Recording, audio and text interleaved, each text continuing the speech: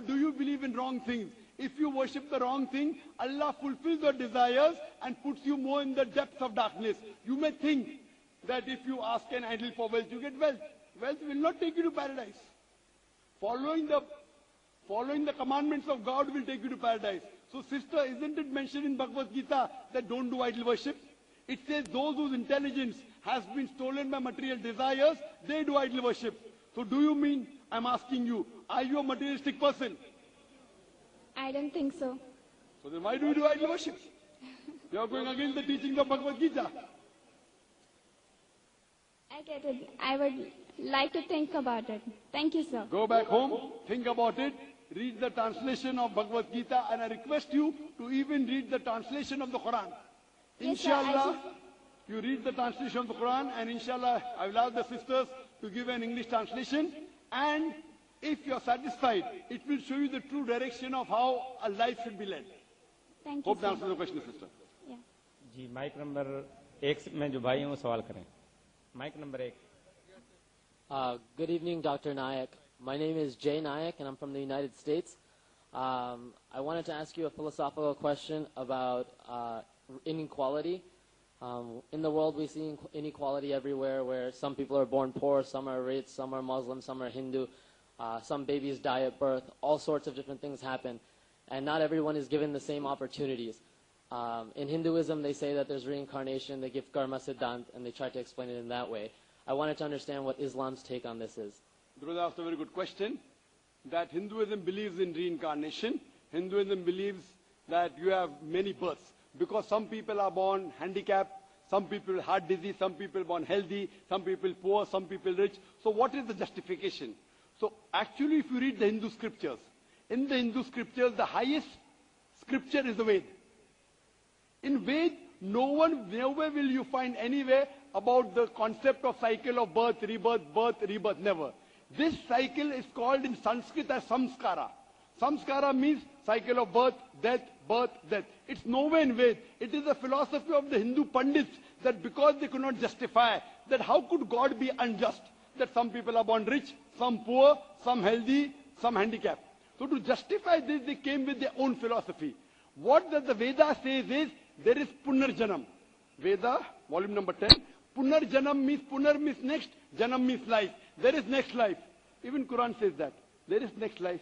Life after death, hereafter. So Ved matches with the philosophy of the Quran.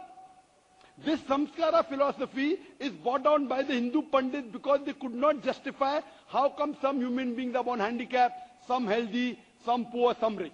The justification is there in the Quran. The Quran says your children, your wealth are a test for you. It's a fitna. Fitna means it's a test. God is testing different human beings with different tests. When you appear for an examination, the question paper keeps on changing. If the same question paper is there, then where is the test?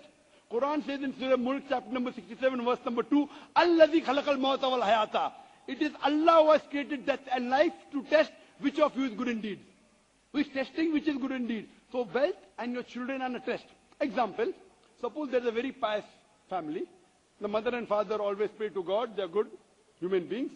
Now a handicap is born in the family.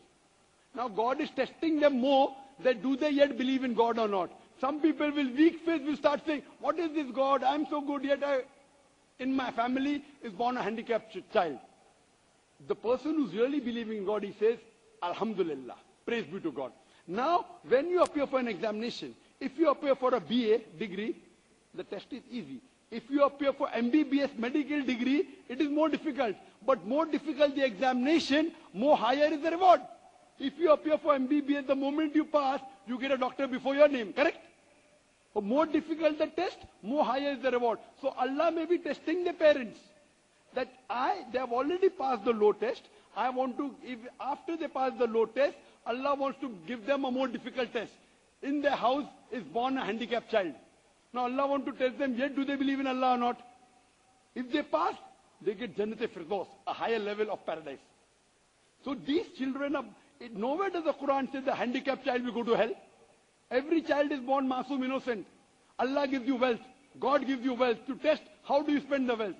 If you are poor, you have to give no zakat. The poor man gets 100 out of 100 in zakat. The rich man, he may give zakat, may not give. He may give part zakat. He may get 0, He may get 10 out of 100, he may get 50, he may get 100. Poor man in zakat gets 100 out of 100. We say, poor man, Garib. Poor man has already got 100 out of 100 in zakat. So God Almighty tests different people in different way, some with wealth, some with health, some with difficulty. So this is a test for the hereafter. So this is the philosophy of Islam, not birth, death, birth, death. Veda says that, Quran says that you're born here again, Allah will cause you to die, Allah will resurrect you on the day of judgment. Then there will be hisab kitab, there will be whether you have done good deeds or bad deeds. If your good deeds are more, then inshallah you will go to paradise. Hope that answers the question. Dr. Naik, I still have a few questions. The about time the is same very point. less. Is it possible we can give someone else a chance? The time is less. We have to end the question and answer session. I don't feel like this answered my question. Sorry? I don't feel like this answered. Please Chaturvedi है और मैं बॉम्बे में 2 साल से as a advocate practice कर रहा हूँ। Doctor साहब, सबसे पहले मैं आपको प्रणाम करना चाहता हूँ कि आप इस्लाम को इतने प्रैक्टिकल तरीके से और प्रॉपर तरीके से इस्लाम जो आवाम है उसमें उसकी अवेयरनेस फैला रहे हैं। इसके लिए सबसे पहले मैं आपको प्रणाम करना चाहूँगा तहे दिल से। सवाल मेरा ये है कि मैं एज इंडिविजुअल मैं सोचता हूँ कि जब से मैं पैदा हुआ हूँ और मैं ब्राह्मण को मैं पैदा हुआ, हिंदू में पैदा हुआ हूँ और मैं नॉन वेज खाता हूँ, मेरे पिताजी के द्वारा मतलब बाय बर्थ चला आ रहा है, but my soul is not always accepting this act of like जो गोश्त खाना है। जैसे आपने अभी अपने नॉर्मल सवालों में भी बताया कि गोश्त खाना कितना ठीक है कितना नहीं ठीक है, लेकिन my soul is not accepting कि ये गलत है।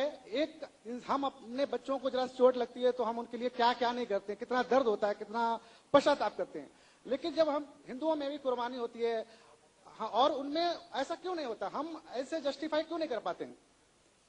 मैं साहब ने कहा कि उसने मेरे कैसेट देखी, मेरी तकरीर देखी और वो मुझसे धन्यवाद कहना चाहते हैं कि इस्लाम को लॉजिक। मैं पहली बार आया हूँ, मैंने आपका पहली बार ना, मेरे एक भाईजान है सलीम भाई, उनके थ्रू मैं आया हूँ और मैं बहुत ही उनका तहे दिल से शुक्रिया अदा करता हूँ कि उन्होंने मुझे ऐसी जगह पे लेके आए हैं। वो भाई साहब कहना चाहते हैं कि उन्हें तकरीर सुनी और मेरी तकरीर से मुतासिर हुए कि मैं इस्लाम को प्रैक्टिकल वे में समझाता हूँ और सही तरीके से। भाई साहब का सवाल है कि वो नॉनवेज खाते हैं लेकिन दिल संतुष्ट नहीं है। नॉनवेज दिल संतुष्ट है तो मत खाओ, खाना फर्ज नहीं है।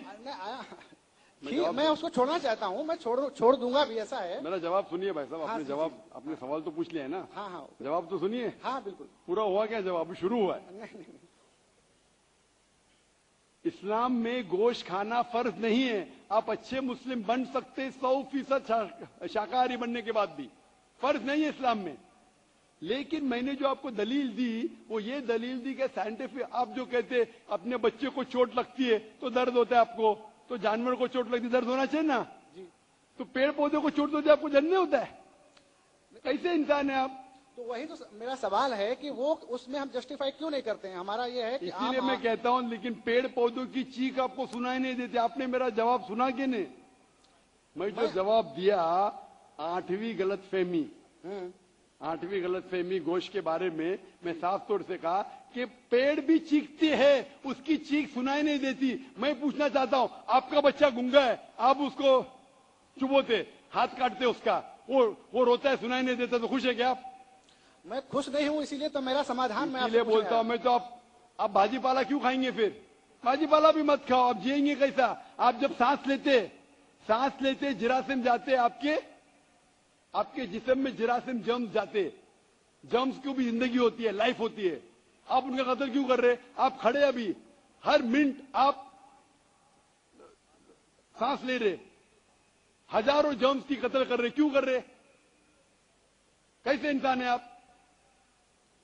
जवाब दो। आप कातिल है। ठीक है, जो नहीं दिखता है ठीक नहीं, तो ठीक है क्या ठीक नहीं है?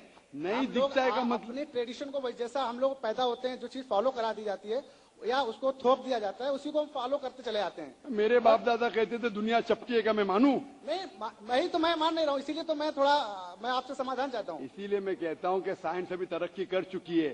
साइंस कहती है कि पेड़ पौधों में भी जान है, जानवर में भी जान है। जो जानवर खाने के लिए बनाए गए उसको खा सकते, जो जानवर से नुकसान होता है मत खाइए। साइंस टेक्नोलॉजी कह रही है। ये आपके परदादा जो कह रहे, कुछ सही कहते थे, कुछ गलत कहते थे। जो सही कहते उसके ऊपर अमल करो, जो गलत कहते तो छोड़ दो। आप मानते हैं कि बुत परस्ती गलत है या सही है? नहीं सर, मूर्ति पूजा गलत है या सही है? मैं 100% उस चीज को नहीं सही कह सकता हूँ कि गलत या सही है। अभी नहीं, मैं गलत है या सही है? फॉलो कर 100% रहा हूँ तो मैं उसको सही मानता हूँ। फॉलो कर रहे इसलिए सही मानते। हाँ। आप चोरी करेंगे तो चोरी सही हो नहीं, जाती चोरी- है। नहीं, आप वो- नहीं करते। अगर एक इंसान बोलेगा मैं चोरी कर रहा हूँ इसलिए सही है, नहीं, तो ये चोरी- सही दलील है। नहीं, सही चोरी वो मैं आवाम के कह- द्वारा कहा गया है कि गलत मैं है। पूछता हूँ, अगर एक चोर दलील देता है आपको क्या मैं चोरी करता हूँ इसलिए सही, आप वो दलील को मानेंगे?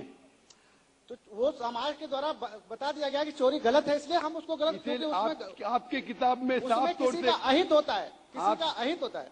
भाई साहब, आपके किताबों में साफ तौर से लिखा गया है कि मूर्ति पूजा गलत है, बुत परस्ती गलत, फिर भी आप कर रहे। मुझे सर उतना अवेयर होता तो मैं यहाँ क्यों आता? इतना मनुष्य में थी, आप इतना- अगर आ गए इधर तो अभी पूछ रहा हूँ, अभी अवेयरनेस आया कि नहीं? अभी आप 3 awareness आया, घंटे से इधर है, लेकिन अभी आप समाधान अगर तो नहीं अवेयर है। नहीं होंगे तो आने का फायदा क्या आपके? आप इतने घंटे से है इधर, मेरी तकरीर सुन चुके जी। हैं, सवाल जवाब सुन चुके, जी। इतने हवाले दिया, मैं चैप्टर नंबर वर्स नंबर वेद का, जी, जी, उपनिषद जी। का वो मैंने लिखा अभी माश लिख लिए। जी। तो अभी आपको यकीन हुआ कि मूर्ति पूजा गलत है? गलत इमेजिनरी चीज को मैं गलत तो नहीं मान सकता। आप मैं- घर पे जाके तहकीक कीजिए भाई साहब, घर पे जाके तहकीक कीजिए जी। और तर्जुमा पढ़िए वेद का, जी आपके उपनिषद का, और मैं कहूंगा कुरान मजीद का तर्जुमा भी पीजिए, पढ़िए। जी जरूर तर्जुमे के पढ़ूंगा। जरिए इंशाल्लाह हिदायत पाएंगे। जी जरूर होप द पढ़ूंगा। Answer the question. जी, माइक नंबर 3 में कोई भाई हो तो सवाल कर सकते हैं। मेरा नाम आनंद है, मैं जोधपुर से आया हूँ। मेरा सवाल ये है कि आपने कल की अवतार के बारे में बताया था, उसमें बताया था कि मोहम्मद पैगंबर साहब कल की अवतार से बिल्कुल मिलते जुलते हैं। तो कल की अवतार विष्णु भगवान का ही एक अवतार है। उसके हिसाब से हम लोग जो विष्णु भगवान को मानते हैं, आप लोग भी विष्णु भगवान के एक अवतार को ही मानते हैं।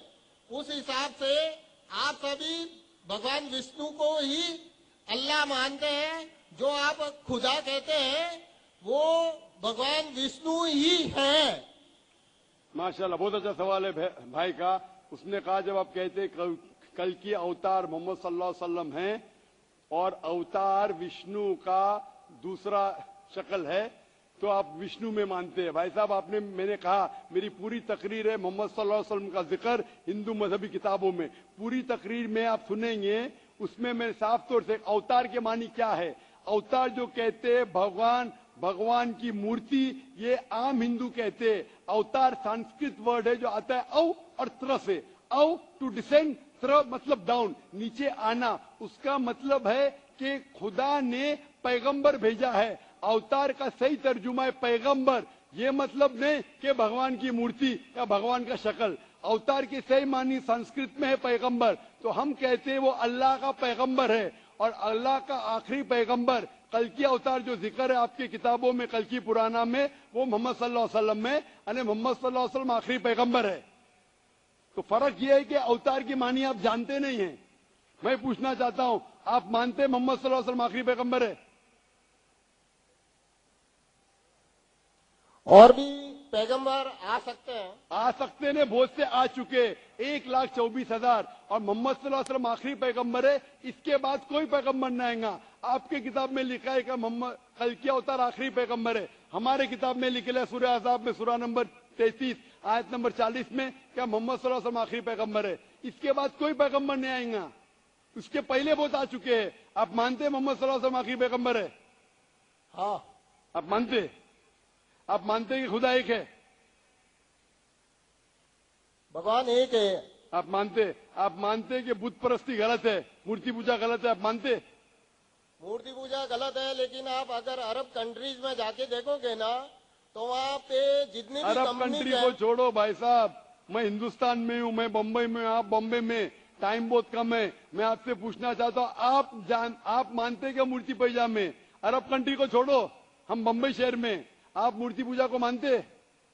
जितने भी मुसलमान हैं, अगर उनके किसी के घर में जाके देखो ना, उनके अगर फादर चल गए हैं तो वो उनकी फोटो लगाते हैं, तो वो फोटो भी एक मूर्ति पूजा ही हो गई ना। भाई साहब ने कहा अगर कोई मर जाते उनके फादर की पेंटिंग लगाएंगे, उसकी पूजा करेंगे, वो भी गलत है। हमारे घर में नहीं है। मैं तो सैकड़ों मुसलमान के घर में गया, मैं फोटो नहीं देखा हूं। अगर जो मुसलमान के घर में आपने देखे और वो फोटो की पूजा करता है, वो भी गलत है। आप वैसे मुसलमान मत बनो। मैं आपसे पूछना चाहता हूं, आप मानते हैं कि मूर्ति पूजा गलत है?